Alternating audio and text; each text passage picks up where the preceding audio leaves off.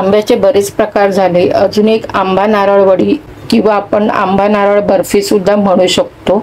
आज आपण ही रेसिपी पाहणार आहोत। यात ब्राउन शुगर घातली आहे। ब्राउन शुगरने तसा काही चवीमध्ये फारसा फरक पडत नाही, ती एकदम साखर घातल्यासारखीच लागते। तुम्ही ही रेसिपी नक्की बघा। तर मी श्रावणीज होम किचन मध्ये तुमचं मनापासून स्वागत करते। चला तर मग रेसिपीला सुरू करू। इथे 1 वाटी खोबरं घेतलंय। हे ओलं खोबरं घेतलेलं आहे। शक्यतो ओला नारळच घ्यायचा आहे आणि हे मी दाबून भरून घेतलेलं आहे। इथे ब्राउन साखर आहे। ब्राउन साखर 1.5 वाटीपेक्षा थोडी जास्त आहे आणि ही ब्राउन साखर गोडीला ती नेहमीच्या साखरेसारखीच असते। गुळामध्ये लोहाचं प्रमाण जास्त असतं। ह्या साखरेमध्ये गुळापेक्षा थोड्या कमी प्रमाणामध्ये असतं आणि ही ऑर्गॅनिक साखर आहे।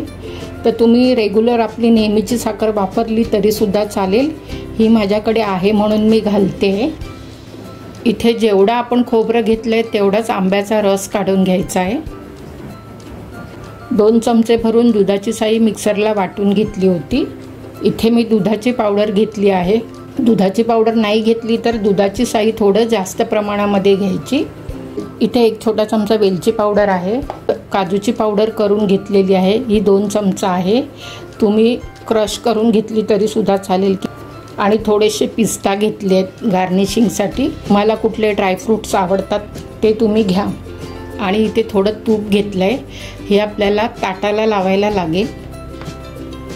आता आपण आंबा नारळ वडी करायला घेऊया। आता इथे पहिल्यांदा आपण ताटाला तूप लावून घेऊया, म्हणजे जेव्हा आपण आंबा खोबऱ्याची वडी किंवा काप बनवणार त्यावेळेला लगेच सुकत जाणार ते, म्हणून आपण आधीच ताटाला तूप लावून ठेवून द्यायचं आणि एका वाटीला तूप लावून घ्यायचंय। आता इथे हे खोबरं आहे ते थोडं बारीक करून घ्यायचंय। एकदम बारीक नाही करायचंय, फक्त पल्स मोडवरती आपल्याला फिरवून घ्यायचंय। नाही फिरवलं तरी सुद्धा चालेल, पण ते फिरवलं तर मग ते थोडं खोबरं बारीक होतं आणि वड्या पण चांगल्या दिसतात। आता त्यामध्ये ही थोडी साखर घालायची आहे। मी 1 वाटी साखर घेतली आहे आणि ही अर्ध्यापेक्षा जास्त आहे साखर। साखर तुम्हाला पाहिजे तर थोडी कमी करू शकता। एकदम थोडी कमी करायची, जास्त कमी करायची नाही। साखर ही जास्तच लागते आणि साखर ही आंब्याच्या गोडीवर घ्यायची आहे। आंबा जर गोड असेल तर साखर कमी घ्यायची। त्यामध्ये ही दुधाची साय आहे ती घालायची आहे। आता हे फक्त पल्स मोडवरती फिरवून घ्यायचं। खोबरं साखर आणि दुधाची साय मी पल्स मोडवरती फिरवून घेतली। आता आपण आंब्याचा रस आटून घेऊया। इथे मी गॅस पेटवलाय आणि मीडियम फ्लेमवर पॅन गरम करून घ्यायचा आहे। 1 वाटी आंब्याचा रस घेतलाय, तो आपण गरम करून घ्यायचा आहे। आंब्याच्या रसामधला पाण्याचा अंश आपल्याला कमी करायचा आहे। आता मी गॅसची फ्लेम मोठी ठेवली आहे। जरा आंब्याचा रस गरम झाला की नंतर मग मी मीडियम फ्लेमवर ठेवणार आणि रस आटून घेणार। आता पॅन गरम झालाय, मी गॅसची फ्लेम मीडियम ठेवते। आता मीडियम फ्लेमवर थोडा आटून झाल्यानंतर फ्लेम लो ठेवणार आणि नंतर मग थोडं आटून घेणार। तुम्ही बघू शकता आता हा रस आटायला लागलाय। हा रस आटायला 5 ते 7 मिनिटं लागतात। कडेने कोरडा व्हायला लागलाय, म्हणजे आता हा आपला रस आटलाय। यामध्ये आता आपण खोबरं आणि साखर मिक्सरला फिरवलं होतं ते घालून घेऊया। खोबरं आणि साखर मिक्सरला फिरवलेलं ते घालून घेते। असं मिक्सरला न फिरवता नुसतं घातलं तरी सुद्धा चालतं, पण असं केल्याने साखर लवकर विरघळली जाते। आता हे सगळं मिक्स करून साखर वितळवून घ्यायची आहे। आता हे मिश्रण पुन्हा पातळ होणार। जोपर्यंत साखर विरघळत नाही तोपर्यंत आपल्याला असं फिरवत राहायचंय। 2-3 मिनिटं हे मिक्स करून चमच्याने फिरवलंय। थोडा वेळ आता ह्याला झाकण लावून ठेवायचं। गॅसची फ्लेम मीडियम आहे। झाकण लावल्याने साखर लवकर विरघळणार। 2 ते 3 मिनिटं झाली आहे। झाकण काढलंय मी आता। झाकण एकदा काढल्यानंतर पुन्हा हे मिक्स करून घ्यायचं आणि पाहिजे तर पुन्हा झाकण लावून पुन्हा 2-3 मिनिटांनी झाकण उघडून पुन्हा फिरवून घ्यायचं। पण गॅसची फ्लेम आपल्याला लो टू मीडियमच ठेवायची आहे। फास्ट गॅसवर करायचं नाहीये, नाहीतर मग ती साखर पूर्णपणे विरघळली जाणार नाही। आंबा घेतलाय तो हापूस आंबा घेतलेला आहे। त्यामुळे मी साखर थोडी जास्त घेतली आहे। जर केसर आंबा वगैरे असला असता तर साखर मी 1.5 वाटी घेतली असती, कारण केसर आंबा गोड असतो, हापूस आंबा कधी कधी मध्ये मध्ये आंबट असतो, म्हणून मी ह्यामध्ये साखर थोडी जास्त ॲड केली आहे। हे आता 5 मिनिटं असंच ठेवून द्यायचं आहे, तोपर्यंत ते हळूहळू आटणार। आता 5 मिनिटं झाली आहे, मी झाकण काढलं आहे, साखर अजून थोडी आटली आहे। आता इथे मी दुधाची पावडर घेतली आहे, ती घालते, कारण दुधाची साई मी मिक्सरला वाटून घेतली होती। दुधाची पावडर घातल्याने वडीला चांगलं बाइंडिंग येतं आणि आंब्याबरोबर दुधाच्या साईची चव चांगली लागते। दुधाची साई घातल्यानंतर हे काजूची पावडर बनवली आहे ती घालून घ्यायची। काजूची पावडर आणि आंबा ह्या दोघांची चव साखरेमध्ये अशी मिसळल्यानंतर खूप सुंदर चव लागते।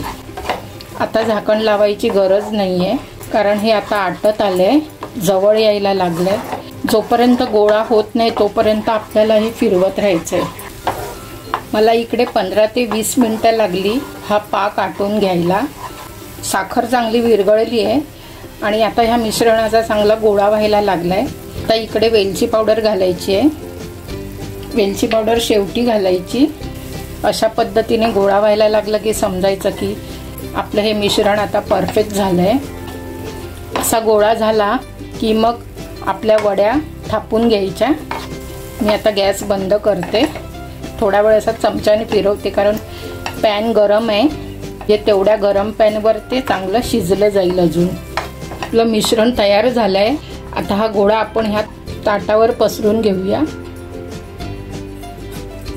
मी तूप लावलंय, ह्या वाटीने असं छान थापून घ्यायचंय। शक्यतो हात लागायला देऊ नका, कारण चटका लागू शकतो। असा शेप द्यायचा आहे आणि एकदम पातळ नाही बॅटर ठेवायचं आहे, जाडच ठेवायचं आहे। खोबऱ्याचं काप जरा जाडच असतं, पातळ नसतं। हे बॅटर जाडच ठेवायचं आहे। असं सुरीला चिटकायला लागलं की सुरीला तूप लावून घ्यायचं, मग ते चिकटणार नाही।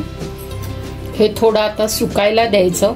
जरा थंड झालं की मग ह्याचे आपण काप पाडून घ्यायचे। आता काप पाडून घेऊया, थोडं थंड झालंय हे। जरा गरम असतानाच काप पाडून घ्यायचे, मग एकदा सुकल्यानंतर मग त्याचे काप पाडले जाणार नाही।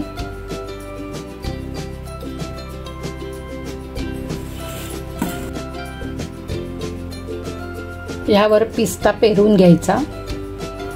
25 ते 30 मिनिटं झाली आहे। आता हे कोरडं झालंय, आपण एक एक काढून घेऊया। मला ह्याला टोटल गॅसवरती तयार करायला 25 ते 30 मिनिटं लागली आणि हे कोरडं करायला 30 मिनिटं लागली। टोटल मला 1 ते सव्वा तास लागला। तुम्ही बघू शकता आंबा नारळ वडी अगदी मार्केटसारखी झाली आहे, कुठेही चिकट वगैरे झाली नाही आहे। ब्राऊन शुगर घातली असली तरी सुद्धा ह्याची चव गुळासारखी न लागता अगदी नेहमीच्या साखरेसारखी लागते। दुधाची साई घातली असली तरी सुद्धा ही आठवडाभर बाहेर ठेवू शकतो, दूध चांगलं आटवलं आहे। काजूच्या पावडरमुळे मध्ये मध्ये याची चव काजू बर्फी सारखी लागते। तोडून बघितल्यावर ती परफेक्ट म्हणजेच कडक झाली आहे, सॉफ्ट नाही झाली आहे। ह्याला आपण आंबा नारळ काप सुद्धा म्हणू शकतो। अगदी मार्केटसारखी झालेली ही आंबा नारळ वडी तुम्ही सुद्धा घरी नक्की ट्राय करून बघा आणि कमेंट करा। व्हिडिओ आवडला तर लाईक, शेअर, सबस्क्राईब करा आणि हो, बेल आयकन क्लिक करा। माझी रेसिपी बघितल्याबद्दल धन्यवाद।